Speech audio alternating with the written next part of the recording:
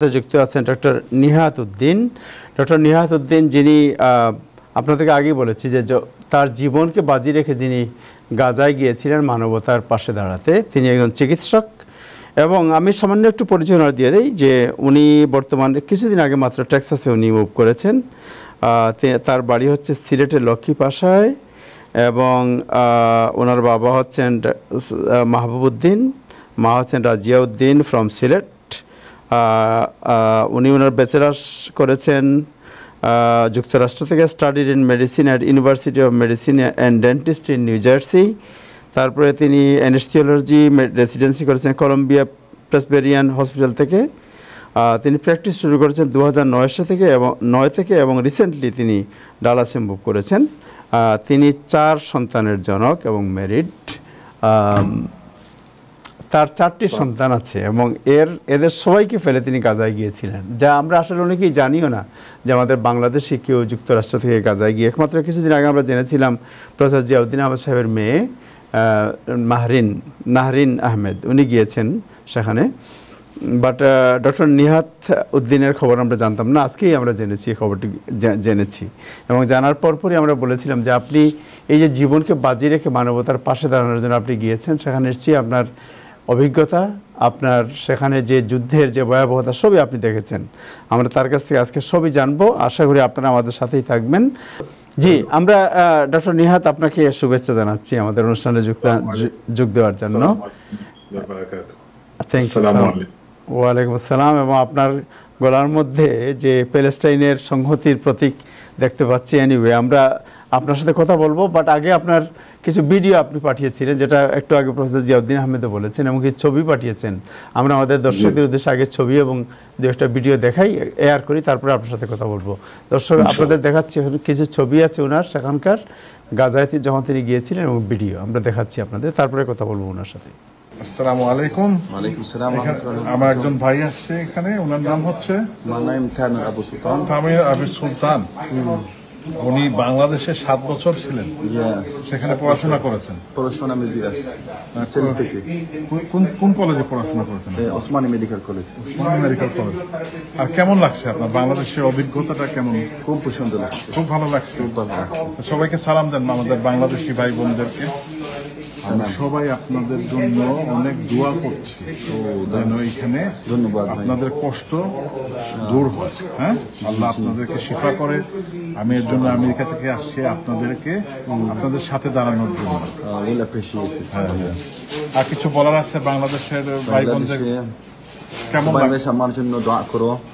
And ইনশাআল্লাহ আমি বাংলাদেশে কতবার ভিজিট করবো ইনশাআল্লাহ।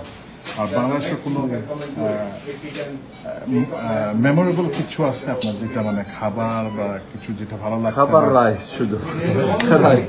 আমাদের ব্রেড খাইতেছি, শুধু ব্রেড মেন ডিশ, ব্রেড অন্য জিনিসটা। আবার রাইস বিরিয়ানি আমি খাইছি, ভাত খাইছো, ডাল, এটা পছন্দ করি। আর কোনোদিন গ্রামে গেছেন বেড়াইতে? গ্রাম দেশে কারো বাড়িতে? গ্রাম আমি গেছিলাম। আমরা দেখছিলাম যেটা, যে আপনি আমাদের সিলেট ওসমানী মেডিকেল কলেজে একজন প্যালেস্টাইনি ছাত্র ছিলেন, যিনি সেখানে পড়াশোনা করেছেন এবং বর্তমানে তার নিজ দেশেই ফিরে গেছেন এবং তিনি বাংলায় কিছু কথাও এখনো বলতে পারেন। এই মানুষটা কিন্তু যখন শুনতে পেরেছে যে আমি আসছি, বাংলাদেশের মানুষ, সে কিন্তু আমাকে খুঁজে বাই করছে, কিন্তু সে আমার সাথে দেখা করার জন্য। যাই হোক, আপনাকে অভিনন্দন, শুভেচ্ছা আপনাকে। আমাদের সাথে আছেন প্রফেসর জিয়াউদ্দিন আহমেদ এবং হাসান ফেরদৌস, দুজনকে আবার শুভেচ্ছা জানাচ্ছি। এবং আপনার কাছে প্রথমে জানতে চাই যে আপনি আপনার এটা তো একটা দুঃসাহসিক ব্যাপার, যে জীবনকে বাজি রেখে যেখানে প্রতি মুহূর্তে মানুষ মারা যাচ্ছে, কে কখন মারা যাচ্ছে, স্বাস্থ্যকর্মী ডাক্তার মারা যাচ্ছে, আপনার বিভিন্ন NGO লোকজন মারা যাচ্ছে, সেবাকর্মীরা মারা যাচ্ছেন, মানে প্রায় 40,000 পিপুল মারা গেছেন সেখানে। এই অবস্থায় আপনি আপনার 4টি সন্তানকে রেখে সেখানে চলে গেছেন। প্রথমে জানতে চাই যে কি চেতনায় উজ্জীবিত হয়ে আপনি সেখানে গিয়েছিলেন? অনেক দিন ধরে তো আমরা দেখছি, সবাই দেখতেছে এই মানুষগুলা কিভাবে ওদেরকে হত্যা করা হচ্ছে। হ্যাঁ, মাসের পর মাস বাচ্চাগুলো, মহিলারা, এরা একদম নির্মম ভাবে ওদেরকে হত্যা করা হচ্ছে। মানে ওদের তো হাতে কোনো অস্ত্র নাই, এবং ওদের উপরে দুনিয়ার সবচেয়ে সফিস্টিকেটেড ওয়েপন গুলো ইউজ করা হচ্ছে। এটা হচ্ছে এক জিনিস। তারপরে একটা ধার্মিক চেতনা এটা থেকে আসলে সত্যি কথা বলতে কোরআন শরীফে বলা আছে তোমার মাল এবং তোমার বাচ্চারা এগুলা জীবনের একটা লাইক ডেকোরেশন। হ্যাঁ, আসলে আল্লাহর সাথে যেটা দ্যাট ইজ মোর ইম্পর্টেন্ট। আর যখন এই সবসময় মনে খারাপ লাগছিল যে আমি কিছু করতে পারতেছি না এই মানুষগুলোর জন্য, তারপরে একটা অফার আসলো যে অপরচুনিটি আছে ডাক্তার হিসেবে যাওয়ার জন্য, তুমি অ্যাপ্লাই করবা নাকি। তো তখন আমি ভাবলাম, তখন আমার মনে হলো এটা দিস ইজ আল্লাহ আমাকে একটা টেস্ট দিছে এবং রিওয়ার্ড, বুঝছেন। আল্লাহ একটা টেস্ট দিছেন দেখার জন্য, কি নামাজ পড়ো, ইসলাম করো, দেখি এখন তুমি কতটুকু বিশ্বাস করো। হ্যাঁ, বিকজ এটা হচ্ছে আমার ডিউটি। ধরেন উহুদের যুদ্ধের সময় অনেকজন মানুষ কিন্তু অনেক এক্সকিউজ দেখা যায় নাই, তারপর এটা কোরআন শরীফে আসছে। তো আমি ওইভাবে মনে করছি এটা আল্লাহ আমাকে আল্লাহ তো আমাকে কম দেয়নি, আলহামদুলিল্লাহ। আল্লাহ আমাকে ঘর দিছে, আমাকে ডাক্তার বানিয়ে দিছে, আমি আমেরিকায় আছি, শান্তিতে আছি। I am very grateful to Allah সুবহানাহু ওয়া তাআলা, and Allah wanted to test me. উনি টেস্ট করতে চাইছে দেখার জন্য, দেখি নিহাতুদ্দিন তোমার এত কিছু দিছি, এখন তুমি দেখাও কি করতে পারো। হ্যাঁ, তারপরে তো আমার এই চিন্তা ভাবনা ধরে আমার আসলে মনে হয়েছে আমার কোনো চয়েস নাই ব্যাপারে। মানে যখন আল্লাহ এটা আমাকে এই ডিউটিটা দিছে, আমার যেতেই হবে যেভাবে হোক। ওখানে গিয়ে যদি আমি মারাও যাই সেটা ভালো, আর যদি গিয়ে যা কিছু করতে পারি সেটাও ভালো। হ্যাঁ, সো লস নাই, এইভাবে আমি চিন্তা করছি জিনিসটা। জি, তো আপনি সেখানে 8 তারিখে বোধহয় এপ্রিল মাসে আপনি গিয়েছিলেন, রাইট? না, আমি রওনা দিয়েছিলাম 5 তারিখে। তারপরে ওখানে গেলাম, গিয়ে পৌঁছলাম তখন আর রমজান চলতেছে। হ্যাঁ, রমজানে গেলাম কায়রোতে। তো এই অর্গানাইজেশনের নাম হচ্ছে ফাজর সায়েন্টিফিক, একজন প্যালেস্টিনিয়ান ডাক্তার, অর্থোপেডিক ডক্টর, এটা সংস্থা, হি মেড ইট। তো অনেক ডাক্তারও যাচ্ছে, এখানে ডালাস থেকে অনেক আরো ডাক্তারও গেছে। এটা ট্রিপটা ছিল, পুরো মিশনটা ছিল 2 সপ্তাহের জন্য, আমাকে নিয়েছে ওরা 1 সপ্তাহের জন্য। আচ্ছা, সো আমি নিজেও ইসরায়েল ভিজিট করেছি বাট আপনারা কোন রুটে গেলেন, কিভাবে ঢুকলেন গিয়ে সেখানে? ঢুকলাম গিয়ে তখন প্রথম গেলাম আমরা কায়রোতে ওদের হেডকোয়ার্টার আছে। আচ্ছা, আর ওখানে যাওয়ার সময় অনেকে অনেক কিছু দিয়েছে আমার সাথে, কারণ শুনেছি স্যান্ডেল নাই, বাচ্চাদের স্যান্ডেল নাই, মানুষ এই বেসিক্স জিনিসগুলো নাই মানুষগুলো। তো আমার ফ্যামিলি ফ্রেন্ডস যারা আছে ওনারা অনেক কন্ট্রিবিউশন দিয়েছেন, পয়সা দিয়েছেন, এবং অনেকে অনেক জিনিস দিয়েছেন সাথে, খাবার জিনিস, চা টা, বেসিক্স জিনিসগুলা এই মানুষগুলোর নাই। তো আমি সাথে নিয়ে গেলাম 7টা সুটকেস বড় জিনিস, এর মধ্যে আছে মেডিকেল ইকুইপমেন্ট এবং এই ধরনের জিনিসগুলা। তারপর ওখানে কায়রোতে গেলাম, কায়রো থেকে ওখান থেকে আমাদের স্টেজিং পয়েন্ট ছিল, আমরা WHO সাথে মিটিং হলো। মিটিং হওয়ার পর ওরা আমাদেরকে বুঝালো কিভাবে কি করতে হবে না করতে হবে, এবং আমাদের অর্গানাইজেশন ওদের কমিউনিকেশন আছে উপর দিকে। হ্যাঁ, তো যখন কায়রো থেকে আমাদের গাড়ি দিয়ে যেতে হবে সাইনাই মরুভূমির ভিতর দিয়ে 3.5 ঘন্টা চালানোর পথে আপনি দেখবেন, সেখানে দেখতে পাবেন পুরোটা মরুভূমি, ওখানে বেশি ডেভেলপমেন্ট নাই, বিকজ যখন 67-এর যুদ্ধের পরে ওদের এগ্রিমেন্টে হয়েছিল তখন ডেভেলপমেন্ট কিছু লিমিটেড ওই জায়গাতে। তো যাওয়ার পথে আপনি দেখবেন যখন বর্ডারের কাছে যেতে থাকবেন আপনি, ওই যে প্যালেস্টাইনের বর্ডারের কাছে, রাফার কাছে, তখন দেখবেন ট্রাকস ভর্তি ট্রাক, শুধু ডোনেশন, মানুষের ডোনেশন, যেগুলা ওরা ঢুকতে দিচ্ছে না ভিতরে, পড়ে আছে রাস্তার সাইডে মাইলকে মাইল। তারপর যখন আমরা বর্ডারে গেলাম, তারপরে ওরা কিন্তু এই জিনিসগুলা উপর দিয়ে আমাদেরকে ব্যাকগ্রাউন্ড চেক করেছে, ইসরায়েলিরা এবং ইন্টেলিজেন্সরা সবকিছু চেক করে দেখে যে আপনি সোশ্যাল মিডিয়াতে, তারপরে আপনার ব্যাকগ্রাউন্ডে কি আছে, কোনো আপত্তিজনক কিছু থাকলে ওরা আপনাকে আটকায় দিবে। এবং আমার পরিচিত একজন ডাক্তারকে যাইতে দেয় নাই, ওনাকে আটকায় দিছে, উনি যেতে পারেনি। তো যাই হোক, ইজিপ্টের বর্ডারে গেলাম, তারপরে ওখানে গিয়ে পাসপোর্ট কন্ট্রোলে 3 ঘন্টা বসলাম আমরা, তারপরে ঢুকতে দিলাম আমাদেরকে গাজাতে। তো আমরা কোনো ইসরায়েলি সৈন্য টন্য কিছু দেখতে পারিনি সেখানে, শুধু ইজিপশিয়ানরাই আছে ওইখানে। তারপরে ঢুকার পরে কোথায় গেলে? ঢোকার পরে সাথে সাথে ঢোকার পরে আমরা ওই যে আপনারা দেখছেন নিউজের মধ্যে যে গাজার এই যে সাইনটা আছে না, জি বের হয়ে আসলাম, তারপরে হ্যাঁ গাজার একটা সাইন দেখতে পেয়েছি আপনার ছবি। আই লাভ গাজা, ওটা ওরা গতকালকে ট্যাঙ্ক দিয়ে ওটা উড়াই দিছে, ওই জায়গাটা পুরো নিয়ে নিয়েছে। ওখানে যে মানুষগুলো ছিল আমাদেরকে ধরেন প্রসেসিং করেছিল প্যালেস্টাইন সাইডে, ওদের মধ্যে 20 জনকে মেরে ফেলছে ওরা। হ্যাঁ আচ্ছা তারপরে আমরা ওই মালটাল নিলাম, আমাদের অর্গানাইজেশনের লোকরা আমাদের জন্য একটা ভ্যান নিয়ে রেডি ছিল ওই সাইডে। তারপরে ভ্যানে উঠলাম, কিন্তু যাওয়ার পথে দেখলাম অনেক ওই মিলিশিয়া টাইপের কিছু মানুষ ছিল, জানি না আগে হামাস কি না আমরা জানি না, এগুলো লোকাল বন্দুকধারী মানুষ। হ্যাঁ তারপরে আর বাচ্চারা অনেক মানুষ হাঁটাহাঁটি করতেছে। তারপরে তখন একটা 8 ট্রাক ঢুকলো, 8 ট্রাক ঢোকার পরে এই ট্রাকের উপরে মানে মানুষগুলা জিনিস নিতে চাচ্ছে। তারপরে গুলাগুলি একটু শুরু হলো আমাদের আশপাশে, সো একটু ডেঞ্জার সিচুয়েশন ছিল তখন। তারপরে ওইখান থেকে আমাদের গেলাম, আমাদের একটা সেফ হাউস ছিল, সেখানে গিয়ে আমরা প্রথম থাকতাম ওইখানে। আচ্ছা আপনারা কি গাজাতে ছিলেন, ডিরেক্টলি গাজায় চলে গেলেন সেখান থেকে? জি গাজাতেই ছিলাম, গাজাতে এই রাফা এরিয়াতে ছিলাম। রাফা এরিয়াতেই ছিলেন আপনারা, আচ্ছা আচ্ছা। ইউরোপিয়ান হাসপাতালে কাজ করেছে তাই তো? এবং ইউরোপিয়ান হসপিটাল, এটা হচ্ছে রাফা এবং খান ইউনুস নামটা জায়গা শুনেছেন, জায়গাটার নাম শুনেছেন, সেখানে অনেক ডিস্ট্রাকশন মারামারি হয়েছে। তো আমাদের এই ইউরোপিয়ান হসপিটাল থেকে ওই বর্ডারের কাছে, মানে কাছাকাছি অনেক রেফিউজি হসপিটালের আশেপাশে, এবং কি হসপিটালের ভিতরে আপনার কোনো প্রত্যেকটা হলওয়ের মধ্যে এই যে করিডোরের মধ্যে আপনার টেন্ট লাগানো, মানুষ এখানে থাকতেছে। হ্যাঁ যা অবস্থা, ডাক্তারের ফ্যামিলি, যারা টেকনিশিয়ান আছে, নার্সেস, ওদের ফ্যামিলি, অনেক অনেক পেশেন্টস হসপিটালে। কারণ এইটা মাত্র 2টা হসপিটাল বাকি আছে, এর মধ্যে একটা ছিল ইউরোপিয়ান হসপিটাল। সো ওইখানে আপনি এমনি মানে কি ধরনের ওন্ড বা রোগীদের মধ্যে কি ধরনের রোগী দেখলেন আপনি সেখানে? রোগী তো 3 লেভেলের রোগী ছিল সেখানে। আচ্ছা আচ্ছা জি। একটা ছিল যাদের রিসেন্টলি কিছু একটা হয়েছে, যেমন আমি যখন অপারেশন থিয়েটারে ছিলাম, একটা থিয়েটারে আমি একটা রোগীর উপরে কাজ করছি, সেখানে অ্যানেস্থেসিয়া দিচ্ছি, পাশের রুমে আসছে ওই দিনই একটা বমিং এ একটা 10 বছরের বাচ্চা 2টা লেগ একদম মানে ম্যাঙ্গলড, মানে ধ্বংস। তো ওটা টর্নিকেট লাগায় আসছে ওরা। টর্নিকেট হচ্ছে রক্তপাত না হওয়ার জন্য একটা টাইট করে লাগায় রাখে দো পায়ের থায়ের উপরে।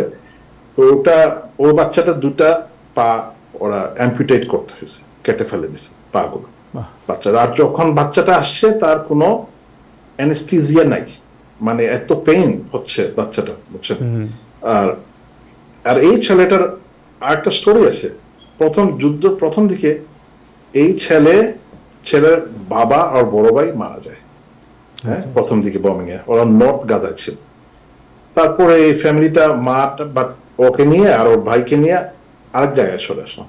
তারপর ওখানে বমিং হওয়ার পরে ওর ভাইয়ের 2টা পা চলে গেল, আর শেষ পর্যন্ত ওর পা গুলো গেল। হ্যাঁ এই হচ্ছে এক ধরনের পেশেন্ট।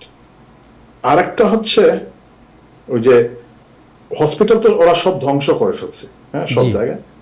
কিছু কিছু মানুষের ধরেন আপনার ইনজুরি হয়েছিল, পায়ের মধ্যে রড ঢুকাই দিছিল বাইরে থেকে পাটা রেখে স্টেবিলাইজ করার জন্য, কিন্তু কোনো ফলো আপ কেয়ার হয় না এই পেশেন্ট গুলোর।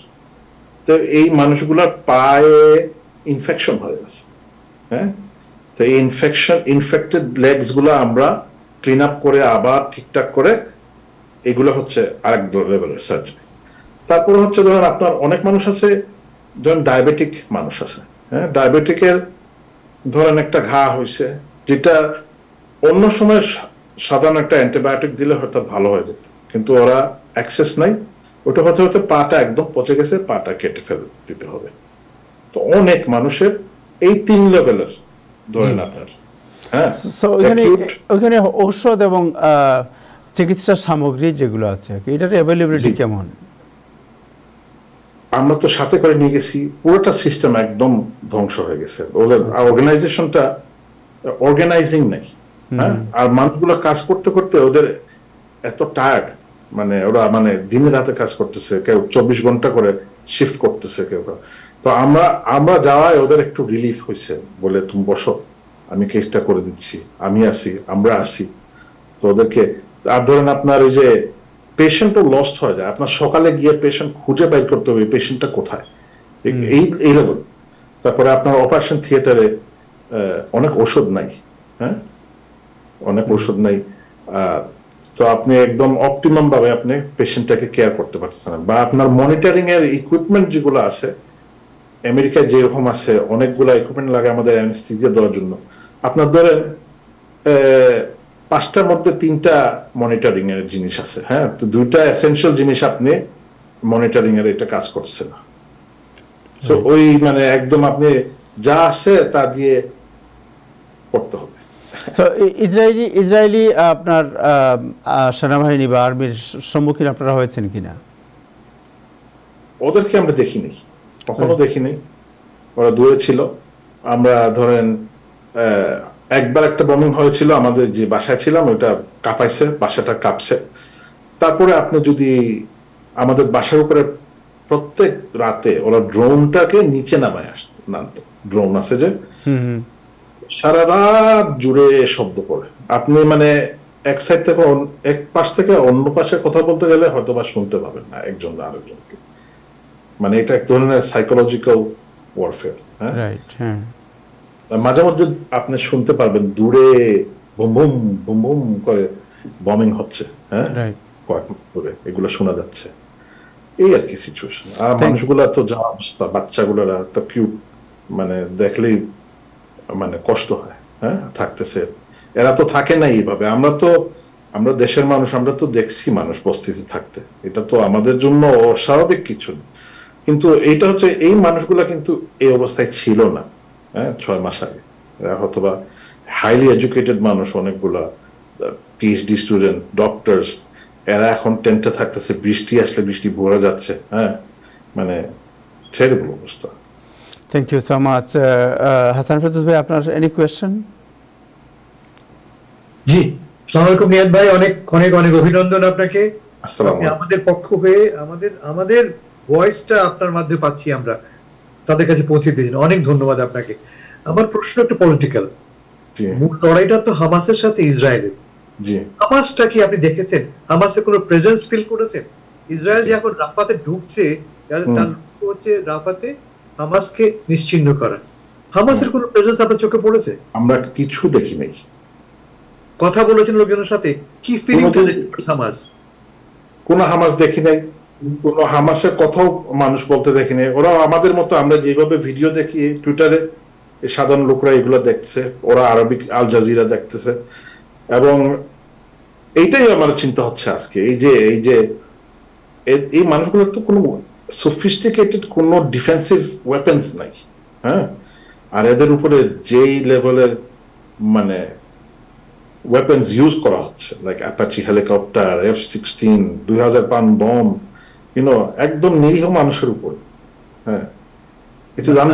আমি ঠিক এটা বুঝতে পেরেছি আমরা, কিন্তু আমার একটু বোঝার চেষ্টা করি আমি, যে লড়াইটা যদি হয় হামাসের সাথে ইসরায়েলের, এবং এখন ইসরায়েল ঢুকছে রাফা বর্ডারের কাছে, ক্লোজ টু ইজিপশিয়ান বর্ডার ঢুকে গেছে, এবং গতকাল আপনি বললেন 20 জন মারাও গেছে, কেমন? তাহলে if there is no Hamas on the ground, কার বিরুদ্ধে ফাইট করছে? তাই এটা 1 নম্বর। 2 নম্বর, সবচেয়ে বেশি জরুরি আমি বুঝতে চেষ্টা করছি আমি, যে has Hamas become more popular or people are disgusted with Hamas? এটা ওরা বলে না। আপনি কি ফিল করলেন ঘুরে কথা বলে দেখে? আমি বেশি অনেস্টলি, আমি তো পলিটিক্যাল ভাবে যাই নাই। আচ্ছা, আমি এই ধরনের কোয়েশ্চেনিংটা আমি করি নাই। বাট কোন ক্ষেত্রে বুঝতে পারছি কেউ আছে হয়তো, বা এই যে ডাক্তারের মধ্যে আছে, কেউ ডিফারেন্ট ওপিনিয়ন থাকতে পারে, কিন্তু কেউ বড় গলায় এগুলা কিছু বলে না। এটা কি ভয় থেকে? আমি জানি না কেন, কি থেকে, বাট এই সলিডারিটি দেখানোর জন্য হতে পারে, ভয় থাকে হতে পারে, but I did not explore this. হ্যাঁ, এটা আমি এক্সপ্লোর করি। আপনি তো ইজিপশিয়ান বর্ডারের দিকে ওদিকে ছিলেন, রাফার পারে ছিলেন আপনি। What do the Egyptians think about it? Egyptian তো লাগে একদম ইসরায়েলের কাজ করে। আচ্ছা, এটা একটু বুঝিয়ে বলুন। এটা লাগে মনে হয় যেন একটা extension of the Israeli army, একটু এক্সপ্যান্ড এরকমই মনে হয়। সব কাগজপত্র যা ওরা কমিউনিকেট করতেছে ইসরায়েলিদের জন্য, আর ওরা যেটা বলতেছে ওরা এইগুলোই করতেছে, so they are like an instrument of them. হ্যাঁ, এরকম মনে হয়েছে আমার। সাধারণ মানুষ কি তারা ফিল করে, তারা কি চায় ওয়েলকাম করবে তারা সাইনাইতে বেসিক্যালি মরুভূমিতে ওয়েলকাম কি করবে? আমি যে বললাম ওই যে মরুভূমিতে তো আপনি ধরেন এখানে একটা পলিটিক্যাল ব্যাপার ছিল কয়েক বছর ধরে, এখানে কি আল কায়দা টালকায়দার একটা ব্যাপার ছিল সাইনার ভিতরে, তো ওরা একটা লম্বা একটা ওয়াল দিছে, সিকিউরিটি জোন আরো বাড়াইছে। তারপরে একটা রাফা ছিল ইজিপশিয়ান সাইডের, ওখান থেকে সব মানুষকে সরাই ফেলছে ওরা। আর একটা টাউন আছে বেশ দূরে, তো বসতিটা খুব কম এই জায়গায়। হ্যাঁ, জায়গাটা খুব একটা গ্রিন না, মানে একটা মরুভূমির মতো, সো ইটস নট আ লাশ হ্যাবিটেবল মনে হয় না দেখতে জায়গাটা। শান্তি নিয়ে কথা বললো কেউ? Piece prospects, any discussion on the ground আপনারা শুনেছেন, জেনেছেন? যেমন ছবি দেখেছি গতকাল আমরা, যখন যে মুহূর্তে বলা হলো যে হামাস প্রস্তাবটা মেনেছে, they have agreed to a peace ceasefire, হাজার হাজার লোক রাস্তায় নেমে এসছে প্যালেস্টাইন ফ্ল্যাগ নিয়ে, ইউফোরিয়া একটা। জি, এই পিস প্রসেস নিয়ে কোন রকমের ভাবনা চিন্তা কথাবার্তা কারোর সাথে হয়েছে আপনার? না, আসলে আমরা পলিটিক্সে আমাদের অ্যাভয়েড করেছি, মধ্যে রাখি, কারণ আমাদের মিশনটা তো কম্প্রোমাইজ হয়ে যাবে আমরা যদি পলিটিক্যাল হয়ে যাই। আমরা তো মেইনলি জিনিসটা হচ্ছে মানুষগুলো সাফার করছে, উই ডোন্ট কেয়ার ওরা কি চিন্তা করে, কিভাবে কি হয়েছে, আমাদের জব হচ্ছে just taking care of the suffer. আপনি কতদিন ছিলেন? আমি ছিলাম ওখানে ভিতরে ছিলাম 8 তারিখ থেকে 15 তারিখ অ্যাজ এ ভলান্টিয়ার। জি জি। আচ্ছা, আপনি আবারও ফিরে যাবেন যদি আপনাকে অফার করে? আসলে আমি যাইতাম, বাট আসলে আমার ফ্যামিলিকে কিভাবে আবার এইভাবে করব আমি সেটা জানি না। আমি যাব আবার যদি জিনিসটা একটা সিজফায়ার হয়, ইনশাল্লাহ যাবো হেল্প করতে। জি, যুদ্ধ মাঝখানে আর যাবো না বোধহয়। Thank you so much doctor Ziauddin Ahmed.